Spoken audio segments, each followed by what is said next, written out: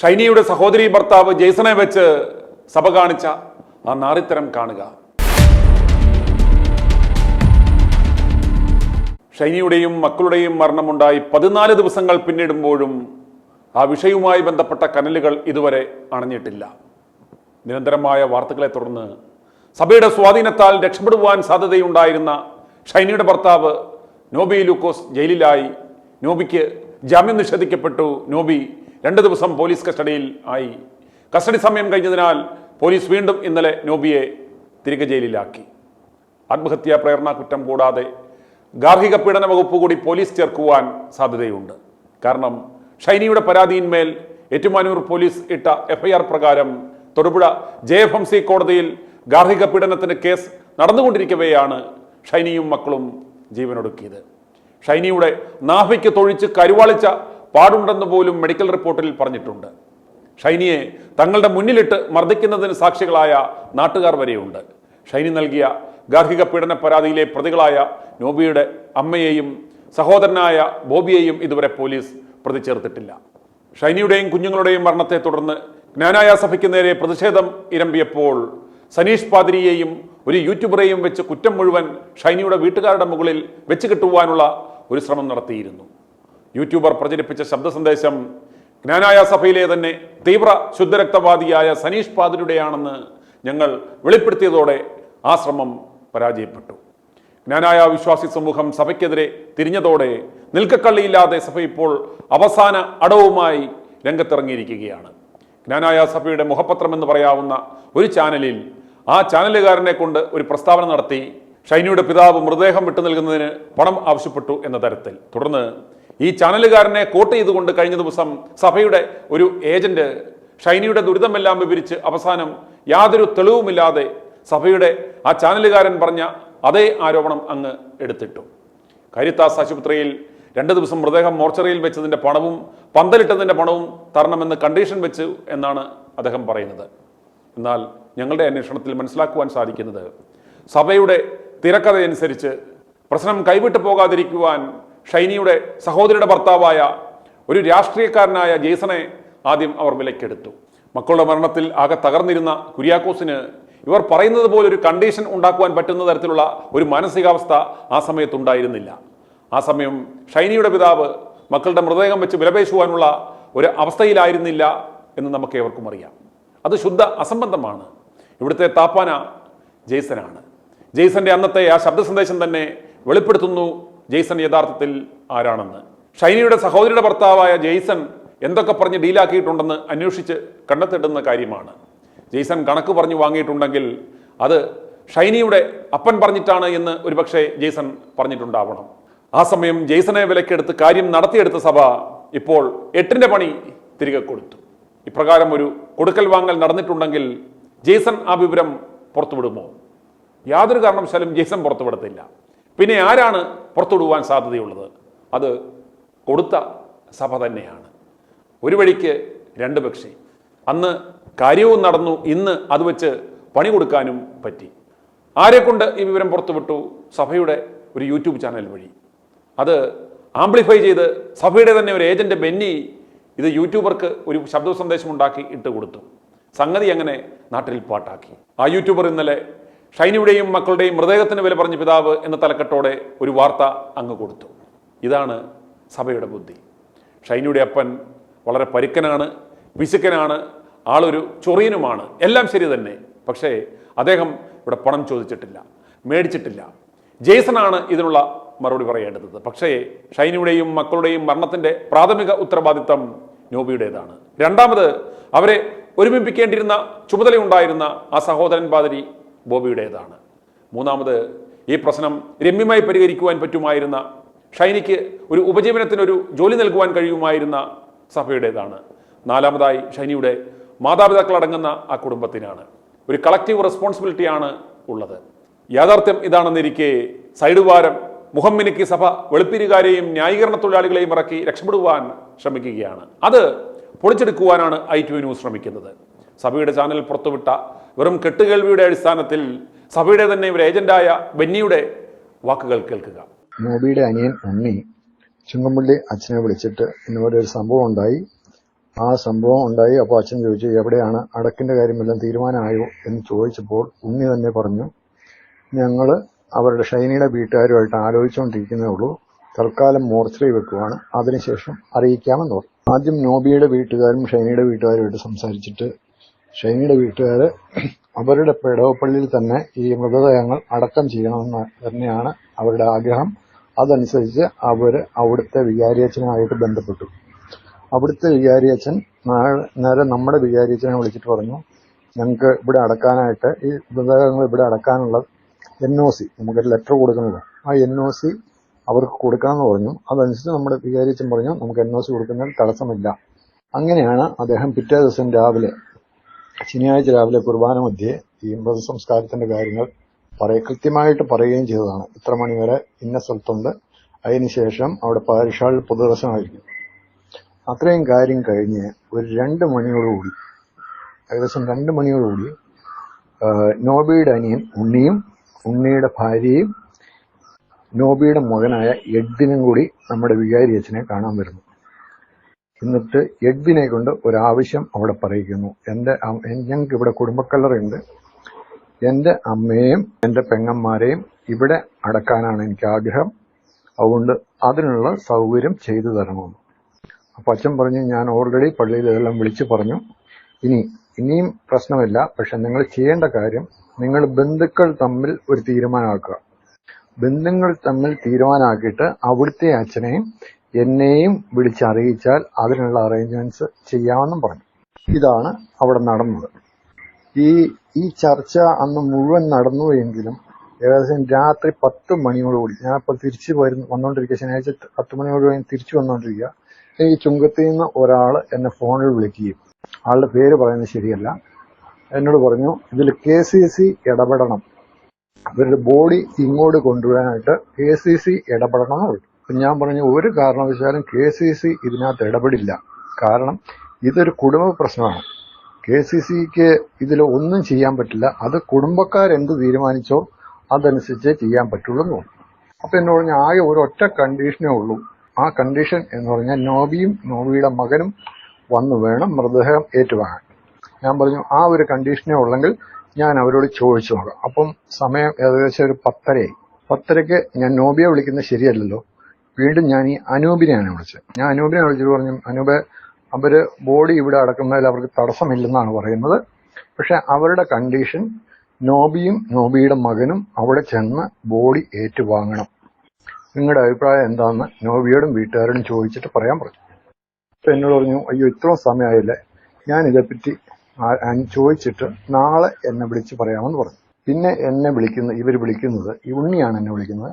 ഉണ്ണി എന്നെ വിളിച്ചിട്ട് പറഞ്ഞു, ബെന്നി സാറേ, ഈ ബോഡി കൊണ്ടുവരാൻ വേണ്ടി അവരുടെ വീട്ടിലേക്ക് വരണമെന്ന് പറയും. ഞാൻ പറഞ്ഞു, അവരുടെ വീട്ടിലേക്ക് ഞാൻ വരില്ല, കാരണം വീട്ടിലേക്ക് വന്നു കഴിഞ്ഞാൽ അത് ശരിയാവുകയില്ല, കാരണം ആരൊക്കെയാ വരുന്നതെന്ന് അവർക്ക് അറിയത്തില്ല, ചുങ്കങ്കാരെന്ന് പറഞ്ഞു കഴിഞ്ഞാൽ ചിലപ്പോൾ അവർ കൈവച്ചെന്നിരിക്കും, അതുകൊണ്ട് ഞാൻ വീട്ടിലേക്ക് വരില്ല. അപ്പൊ എന്നെ പറഞ്ഞില്ല, അവിടെ അറേഞ്ച്മെന്റ്സ് ഒക്കെ ഉണ്ട്, പോലീസ് എല്ലാം ഉണ്ടെന്ന് പറഞ്ഞു. ഞാൻ പറഞ്ഞു, ഒരു കുഴപ്പമില്ല, ഞാൻ അവിടെ അർക്കാഡിയ ഹോട്ടലിന്റെ ഫ്രണ്ടിൽ നിന്നോളാം, ആംബുലൻസ് വരുമ്പം ആ കൂടെ ഞാൻ പോകുന്നോളാം. അങ്ങനെ ആംബുലൻസുമായിട്ട് വന്നു. ഞാൻ ചുങ്കം വളവിൽ ഇറങ്ങി, അവരുടെ വീട്ടിലേക്ക് പോയില്ല കേട്ടോ, അവരുടെ വീട്ടിലേക്ക് പോയില്ല. അപ്പൊ ഈ സോഷ്യൽ മീഡിയയിൽ കുറെ കാര്യങ്ങൾ പറയുന്നത്, അച്ഛൻ ഇടപെട്ടിരുന്നെങ്കിൽ ഈ പ്രശ്നങ്ങളെല്ലാം തീർക്കാമായിരുന്നു എന്നുള്ളതാണ്. എനിക്ക് നേരിട്ട് അറിവുള്ളതാണ്, ഈ അച്ഛൻ ഈ നോബിയുടെ വീട്ടുകാരോട് പറഞ്ഞിരുന്നു ഈ പ്രശ്നം തീർക്കാൻ. പക്ഷെ അന്ന് അവിടുന്ന് കിട്ടിയ മറുപടി ഒട്ടും തൃപ്തികരമായിരുന്നില്ല, അവർ യാതൊരു സഹകരണവും അതിനകത്തുണ്ടായിരുന്നില്ല. ഞാൻ നേരിട്ട് ഈ നോബിയായിട്ട് സംസാരിച്ച ഈ പ്രശ്നം തീർക്കടാന്ന് പറഞ്ഞാണ്, തീർത്തില്ല. ഷൈനിയായിട്ട് ഞാൻ സംസാരിച്ചു, ഷൈനി വിളിച്ചാൽ ഫോൺ എടുക്കില്ല. എന്ന അവസാനം ഞാൻ ഷൈനിക്ക് വാട്സപ്പിൽ ഒരു മെസ്സേജ് ഇട്ടു. ആ മെസ്സേജിന് അവൾ റിപ്ലൈ തന്നു. ആ റിപ്ലൈയിലും അവൾ പറഞ്ഞത്, ബെന്നി സാറേ, ഒരു കാരണവശാലും ഞാൻ ഇനി അങ്ങോട്ട് വരികയില്ല, ഞാൻ അതുപോലെ ഇതിൽ അനുഭവിച്ചു, അതുകൊണ്ട് ഇനി മേലിൽ ഈ കേസിന് വേണ്ടിയിട്ട് എന്നെ ബെന്നി സാറ് വിളിക്കരുതെന്ന് പറഞ്ഞു. ഞാൻ പറഞ്ഞു, ഷൈനമ്മ ശരി എന്ന് പറഞ്ഞു. അത് നവംബർ 13-നാണെന്നാണ് എൻ്റെ ഒരു ഓർമ്മ. എൻ്റെ ഫോണിലതുണ്ട്, പക്ഷെ ആ മെസ്സേജ് ഡിലീറ്റ് ആയിപ്പോയി. ഓക്കെ, അതെന്തെങ്കിലും ആട്ടെ.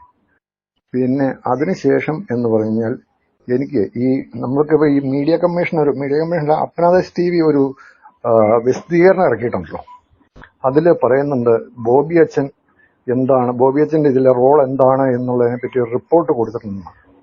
ഞാൻ എനിക്ക് അന്ന് വരെ അറിയത്തില്ലായിരുന്നു ഈ 9 മാസമായിട്ട് നോബിയോ നോബിയുടെ വീട്ടുകാരോ ഈ 2 കുട്ടികൾക്കുമുള്ള ചെലവ് കാശ് പോലും കൊടുത്തിരുന്നില്ല എന്ന് ഞാൻ ഈ തലേദിവസം രാത്രി അറിയണേ. ആ തലേദിവസം രാത്രി ഇതേപ്പറ്റി സംസാരം ഉണ്ടായി, ഇച്ചിരി ഒച്ചപ്പാടും ബഹളമൊക്കെ ഉണ്ടായി. അന്നാണ് ഞാൻ അറിഞ്ഞത്. അപ്പോ ഞാൻ പറയുന്നത് ഈ അച്ഛൻ എന്ന് പറഞ്ഞ ആള് നമുക്ക് അൽത്താരയിൽ നിന്ന് സുവിശേഷം പറയാനും കുടുംബസ്നേഹം അല്ലെങ്കിൽ പരസ്പര സ്നേഹം ഇതേപ്പറ്റിയൊക്കെ വാതോരാതെ പ്രസംഗിക്കുന്നത് ഞാൻ കേട്ടിട്ടുണ്ട്. പക്ഷേ അയാൾക്കെങ്കിലും ഇടപെട്ടിട്ട് ഈ പൈസ അവനവന്റെ പിള്ളേരല്ലേ, ഷൈനി വഴക്കൂടി പോയി, ഓക്കെ, എന്തെങ്കിലും കുടുംബ പ്രശ്നം, ഈ പിള്ളേർക്കുള്ള പൈസ അയച്ചു കൊടുക്കേണ്ടതായിരുന്നു. അത് അയച്ചു കൊടുക്കാനുള്ള ബാധ്യത അല്ലെങ്കിൽ ആ ഉത്തരവാദിത്വം നിറവേറ്റാനുള്ള ധാർമ്മിക ബാധ്യത ഈ അച്ഛനുണ്ടായിരുന്നു. ആ അച്ഛൻ അത് ചെയ്തില്ല.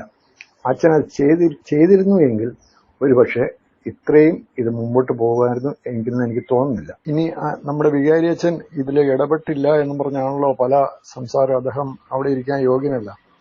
ഈ ഷൈനി ഇവിടുന്ന് പോയതിനു ശേഷം ഷൈനിയും ഷൈനിയുടെ ഫാദറിനും ഇവിടെ ഈ കുട്ടികളെ അലീനയെ ഇവാനയെ സ്കൂളിൽ ചേർക്കാൻ വേണ്ടി ഒരു സർട്ടിഫിക്കറ്റിന് വേണ്ടിയും പിന്നെ ഒരു മാരേജ് സർട്ടിഫിക്കറ്റ്, ഇവരുടെ കേസിന്റെ ആവശ്യത്തിന് വേണ്ടിയിട്ട് ഒരു മാരേജ് സർട്ടിഫിക്കറ്റിന് വേണ്ടിയിട്ടും നമ്മുടെ ചുങ്ങമ്പള്ളി വികാരിച്ചനെ കാണാൻ വന്നിരുന്നു. അന്നും അച്ഛൻ പറഞ്ഞു ഈ കേസിലേക്കൊന്നും പോകാതെ നമുക്ക് സംസാരിച്ച് തീർക്കാം എന്ന് പറഞ്ഞപ്പോ ഈ ഷൈനിയുടെ ഫാദർ പറഞ്ഞ ഒരു കാരണവശാലും ഞങ്ങൾ സംസാരിച്ച് തീർക്കാൻ പോകുന്നില്ല, കാരണം അവൾക്ക് അതുപോലെ അനുഭവങ്ങൾ ആ വീട്ടിൽ നിന്നുണ്ടായി, അതുകൊണ്ട് ഞങ്ങൾ ഒരു തരത്തിലും സമ്മതിക്കില്ല എന്നുള്ളത്. അപ്പം നമുക്ക് ഇങ്ങനെ നിൽക്കുന്ന ഒരു സ്ഥലത്ത് വികാരിയച്ഛനെ സംബന്ധിച്ച് അദ്ദേഹത്തിന് ഇത് പറയാനല്ലേ പറ്റുള്ളൂ.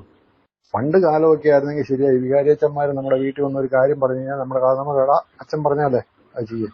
ഇപ്പോ അങ്ങനെ അച്ഛൻ പറഞ്ഞാൽ കേൾക്കുന്ന എത്ര കുടുംബങ്ങളുണ്ട് നമുക്കറിയാമല്ലോ. എല്ലാ വീട്ടിലും വഴക്കുകളും ബഹളവും ഉണ്ട്. അത് അച്ഛൻ വന്ന് സംസാരിച്ചാൽ തീരുമോ? അത് വാശിയിലേക്കൊക്കെ പോയി കഴിഞ്ഞാൽ ഒരിക്കലും അത് തീരില്ല. കാരണം നമ്മളൊരു കേസുമായിട്ട് കോടതിയിലേക്ക് നീങ്ങുകയാണെങ്കിൽ പിന്നെ വക്കീലാണ് നമ്മുടെ ദൈവം. വേറെ നമുക്ക് യേശുക്രിസ്തു എന്നൊരു ദൈവം പോലും ഇല്ല, വക്കീലാണ് നമ്മുടെ ദൈവം. ഞാൻ പറഞ്ഞ ഞാൻ എന്റെ ഭാഗമായിട്ടാണ് പറഞ്ഞ, നിങ്ങൾക്ക് എല്ലാവർക്കും അങ്ങനെ ആകണമെന്ന് യാതൊരു നിർബന്ധവും എനിക്കില്ല. ഇനി ഈ പിള്ളേർക്ക് ഈ പൈസ കൊടുക്കുക എന്നുള്ളത് അല്ലെങ്കിൽ കൊടുക്കുന്നില്ല എന്നുള്ളത് ഈ അച്ഛനും അറിയാമായിരുന്നല്ലോ. തീർച്ചയായിട്ടും അദ്ദേഹത്തിന് ഇതിന്റെ ധാർമ്മിക ഉത്തരവാദിത്വമുണ്ട്. ആ പിള്ളേർക്ക് പൈസ എത്തിച്ചു കൊടുക്കണം, അല്ലെങ്കിൽ എടാ നോവി നിന്റെ പിള്ളേരാണ്, നീ അവന് പൈസ അയച്ചു കൊടുക്കും, അത് പറയാനുള്ള ഒരു ധാർമ്മിക ബോധം അല്ലെങ്കിൽ ധാർമ്മിക ഉത്തരവാദിത്വം അദ്ദേഹത്തിനുണ്ടായിരുന്നു.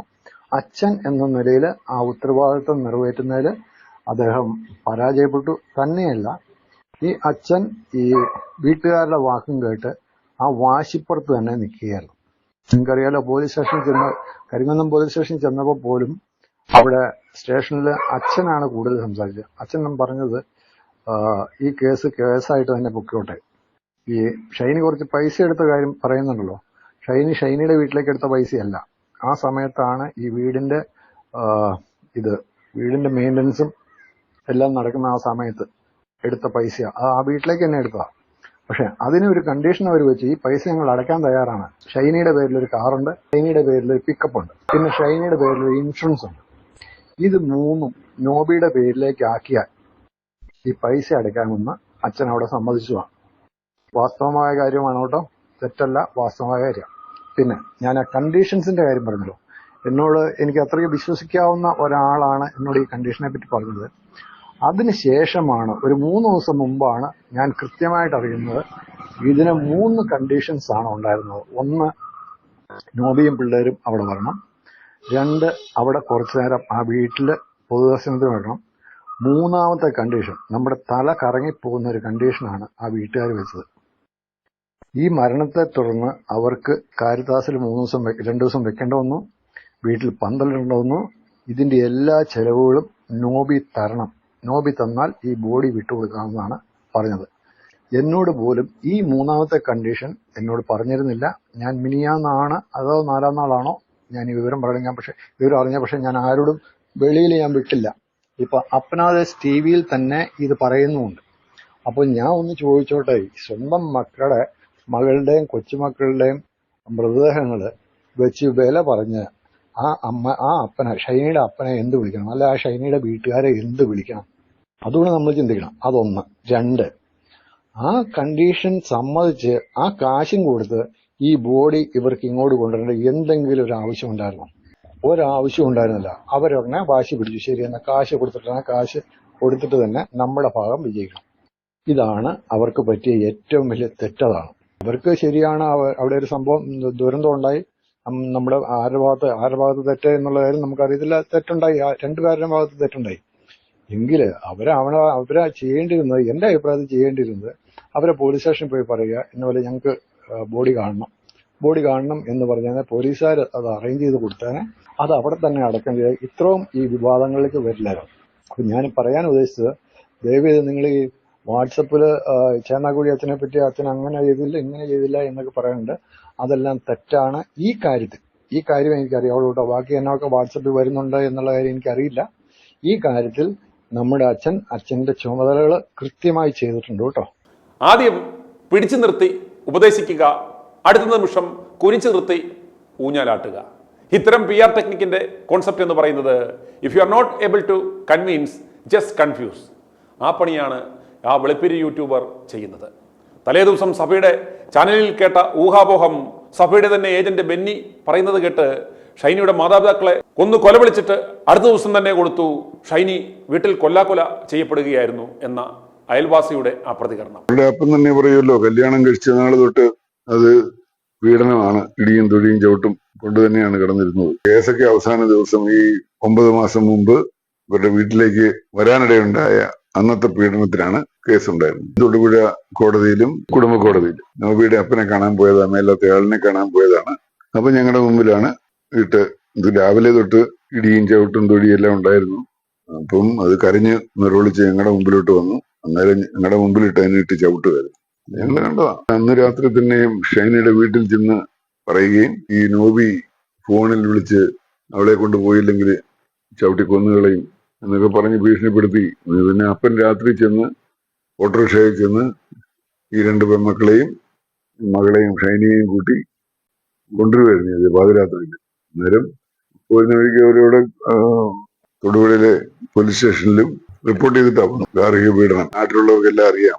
വീട്ടിലെ അവർക്ക് കുറച്ച് ഏക്കർ പറമ്പുണ്ട്, അവിടെയുള്ള എല്ലാ കൃഷിപ്പണികളും എല്ലാം ഈ സ്ത്രീ തന്നെയാ. അവരെ നിർത്തിയാൽ അവർക്ക് ഭക്ഷണം ഉണ്ടാക്കി കൊടുക്കുന്നതും വീട്ടിലെ കാര്യങ്ങളും ഈ മേലത്തെ അപ്പന് ശുശ്രൂഷിക്കുന്നതും വിളകളെല്ലാം കൊണ്ട് ചന്തയിൽ കൊടുക്കുന്നതും കൊടുത്തിട്ട് സാധനങ്ങൾ മേടിച്ചോണ്ട് വരുന്നതും വളം മേടിച്ചോണ്ട് വരുന്നതും എല്ലാം ഈ പെണ്ണ് തന്നെ. ഈ നോബിയുടെ അനിയന്റെ ഭാര്യ ഉണ്ടല്ലോ, അവരൊന്നും വന്ന് ഈ അപ്പനെ നോക്കാനോ ഈ വീട്ടിലെ ഇങ്ങനത്തെ പണികളിൽ കൂടാനോ ഒന്നും ഇതിനെ ജോലിക്കും വിട്ടിട്ടില്ല.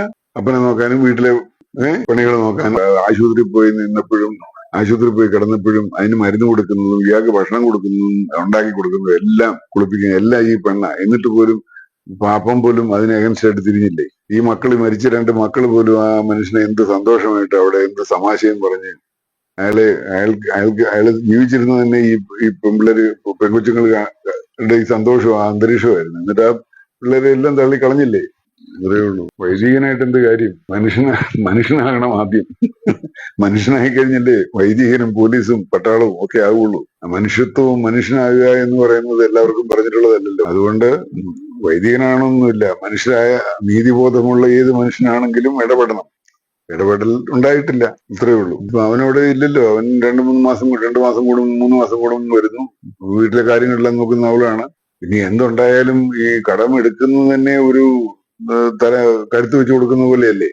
നാളെ എന്തെങ്കിലും പ്രശ്നം ഉണ്ടായാലും അവളുടെ പേര് കിടന്നോളും, വണ്ടിക്ക് ഒരു ആക്സിഡന്റ് ഉണ്ടായാലും അവളുടെ പേര് കിടന്നോളും. ഇങ്ങനെ എന്തുണ്ടായാലും അങ്ങനെയുള്ള അല്ലാതെ അവർക്ക് പ്രത്യേകിച്ച് നേട്ടമൊന്നും ഇല്ലല്ലോ. ആ മനുഷ്യനെ ഒരു പ്രാവശ്യം ആശുപത്രിയിൽ ചികിത്സിക്കാൻ അഡ്മിറ്റായി കിടന്നപ്പോഴെല്ലാം ഇറക്കിക്കൊണ്ട് പോരാനും ഒക്കെയാണ് ഈ കാശ് ഉപയോഗിച്ചത്, വീട്ടിലെ പണികൾക്കും ഒക്കെ. അതായത് അവർക്ക് വേണ്ടിയിട്ടൊന്നും അല്ല ഉപയോഗിച്ചത്. ഒക്കെ എല്ലാവർക്കും നാട്ടുകാർക്കൊക്കെ അറിയാവുന്നേ. അത് അയൽവക്കാരുമായിട്ട് വലിയ വഴക്കുണ്ടായെന്നും അടിപിടി ഉണ്ടായെന്നും ഈ ചേട്ടാനിയന്മാര് അവിടെ ചെന്ന് കയറി അവരെ തല്ലിയെന്നും തള്ളയൊക്കെ ഈ നോബിയുടെ അമ്മയൊക്കെ അതിനകത്ത് ഇടപെട്ട് വഴക്കിനകത്ത് നിന്നൊക്കെയുള്ള അറിവുകൾ എനിക്ക് കിട്ടിയിട്ടുണ്ട്. ഷൈനിക്ക് അഗൻസ്റ്റ് ആയിട്ട് ഉണ്ടായില്ലേ. പ്രത്യേകിച്ച് ആശുപത്രികളെല്ലാം തന്നെ മിക്കവാറും മതസ്ഥാപനങ്ങളാണല്ലോ. അപ്പം സ്വന്തം സമുദായത്തിൽപ്പെട്ട സ്ഥാപനങ്ങളിലൊക്കെയാണല്ലോ ഇതിനൊക്കെ കൂടുതൽ ആദ്യമായിട്ട് അപേക്ഷിക്കുന്നത്. അവിടെയൊക്കെ ചെന്നപ്പോ ഇങ്ങനെ തിക്തമായ അനുഭവങ്ങൾ ഉണ്ടായത് എനിക്കറിയാം. ആ വീട്ടുകാരെ മാത്രം പറഞ്ഞിട്ട് കാര്യമില്ല. നമ്മുടെ പൊതുബോധം എന്ന് പറഞ്ഞു കഴിഞ്ഞാൽ നമ്മുടെ തലമുറയും നമ്മുടെ മുമ്പിലുണ്ടായിരുന്ന തലമുറയും. നമ്മുടെ തലമുറ എന്ന് പറഞ്ഞാൽ എന്റെ തലമുറ, ഇന്നൊരു 50 വയസ്സിന് മുകളിൽ ജീവിച്ചിരിക്കുന്നവരുടെ തലമുറ, ഞങ്ങളുടെ അപ്പൂപ്പന്മാരുടെ തലമുറ, പഴയ തലമുറകൾ. അതാണ് ഞാൻ ഈ പൊതുബോധ്യം എന്ന് പറയുന്നത്. പെൺമക്കൾ എന്ന് പറഞ്ഞാൽ ഭാരമാണ്, കല്യാണം കഴിഞ്ഞു കഴിഞ്ഞാൽ അവർ ആ വീട്ടിൽ നിന്ന് അന്യയാണ്. പിന്നെ ആ വീട്ടിൽ വേണമെങ്കിൽ വന്നു പോകാം, അത്ര തന്നെ. അതിൽ കൂടുതൽ യാതൊന്നുമില്ല. പിന്നെ അവർ ആ വീട്ടിലേക്ക് വന്നു കഴിഞ്ഞാൽ സ്വീകാര്യമല്ല. അത്രേ ഉള്ളൂ. പിന്നെ അവരൊരു ഭാരമാണ്. അത് അങ്ങനെ ഒരു പൊതുബോധം ഈ സമൂഹത്തിലുണ്ട്. പ്രത്യേകിച്ച് നമ്മുടെ ഇന്ത്യയില് ഈ മതജന്യമായ ഒരു പൊതുബോധമാണ് ഇവിടെയുള്ളത്. മതബോധനങ്ങൾ അങ്ങനെയാണ്. സ്ത്രീ വിരുദ്ധമാണ്, പുരുഷ കേന്ദ്രീകൃതമാണ്. ഇവരെല്ലാം ഇതിൽ ഉത്തരവാദികളാണ്. എല്ലാ മതങ്ങളിലും ഉണ്ട് കേട്ടോ. മുസ്ലിങ്ങളിലും ഉണ്ട്, ഹിന്ദുവിലും ഉണ്ട്, എല്ലാം ഉണ്ട്. എല്ലാ മതങ്ങളും സ്ത്രീ വിരുദ്ധമാണെന്ന് ഞാൻ പറഞ്ഞല്ലോ. പുരുഷന്മാരുടെ പുരുഷാധിപത്യം. അപ്പം പുരുഷന്മാര് സുഖമായിട്ട് ജീവിക്കാൻ വേണ്ടി സ്ത്രീകളെ ഒരു പേറ്റി യന്ത്രങ്ങളായിട്ട്, ഗാർഹിക തൊഴിലാളികളായിട്ട്, അവർക്ക് വിദ്യാഭ്യാസം കൊടുക്കാതെ അടിച്ചമർത്തി ഇന്ന ഒരു സാമൂഹ്യ അന്തരീക്ഷം ഇന്ന് ഇന്ത്യയിലുണ്ട്, ഉണ്ട്. അതിന് എല്ലാവരും ഉത്തരവാദികളാണ്. മരിച്ചുപോയ ഷൈനയുടെ അപ്പനും അമ്മയോ അല്ലെങ്കിൽ ഭർത്താവിന്റെ വീട്ടുകാർ മാത്രമല്ല, രാഷ്ട്രീയപരമായിട്ടും നമ്മുടെ നിയമവ്യവസ്ഥയിൽ എല്ലായിടത്തും. കാരണം നമ്മുടെ ഇവിടെ ഇന്നൊരു കുറ്റം ചെയ്തു കഴിഞ്ഞാൽ ഇന്ന് ചെറുപ്പക്കാരൊക്കെ വളരെ ഈസി ആയിട്ട് ഒത്തിരി കുറ്റങ്ങൾ ചെയ്യുന്നില്ലേ? എല്ലാം ആ പിള്ളേരിൽ ആരോപിച്ചിട്ട് കാര്യമില്ലേ? കുറ്റം ചെയ്താൽ ആദ്യം കിട്ടുന്നത് ജാമ്യമാണെന്നുള്ളത് ഇവിടുത്തെ പിള്ളേർക്ക് അറിയാം. അപ്പൊ ഇവിടുത്തെ നിയമവ്യവസ്ഥയ്ക്ക് എന്താ ഉത്തരവാദിത്തമില്ലേ? അതിന് കൂട്ടു നിൽക്കുന്ന മുതിർന്ന തലമുറയ്ക്ക് അതിനകത്ത് ഉത്തരവാദിത്തമില്ലേ? ആദ്യം കിട്ടുന്നത് നീതിയല്ല, ആദ്യം കിട്ടുന്നത് ജാമ്യമാണ്. അതിന് അവള് നോക്കിയല്ലോ ഈ സമൂഹത്തിന്റെ മനസാക്ഷി എവിടെയാണ്. സ്വന്തം വീട്ടിലും ഭർത്താവിന്റെ വീട്ടിലും രാഷ്ട്രീയമായിട്ടും സാമൂഹികമായിട്ടും സാമുദായികമായിട്ടും എല്ലാ ഇടത്തും അവൾ തിരസ്കരിക്കപ്പെടുകയാണ് ചെയ്യുന്നത്. പിന്നെ പെൺകുഞ്ഞുങ്ങളായ 2 കുഞ്ഞുങ്ങൾക്ക് സ്വന്തം വീട്ടിൽ പോലും നീതി കിട്ടുന്നില്ലെങ്കിൽ ഭർത്ത വീട്ടിൽ കിട്ടുമോ? ഇല്ല, ഒരിടത്തും കിട്ടില്ല. അപ്പം അത്രയ്ക്ക് ദുഃഖിതയായിട്ടായിരിക്കണം. അല്ലെങ്കിൽ സ്വന്തം മക്കളെ അങ്ങനെയൊന്നും കൊടുക്കാൻ സാധാരണ ആർക്കും പറ്റില്ല. അവരുടെ മാനസികാവസ്ഥ അവർക്ക് മാത്രമേ മനസ്സിലാവൂ, വേറൊരു മനുഷ്യനും മനസ്സിലായി, അനുഭവിക്കുന്ന ആൾക്കേ മനസ്സിലാവൂ.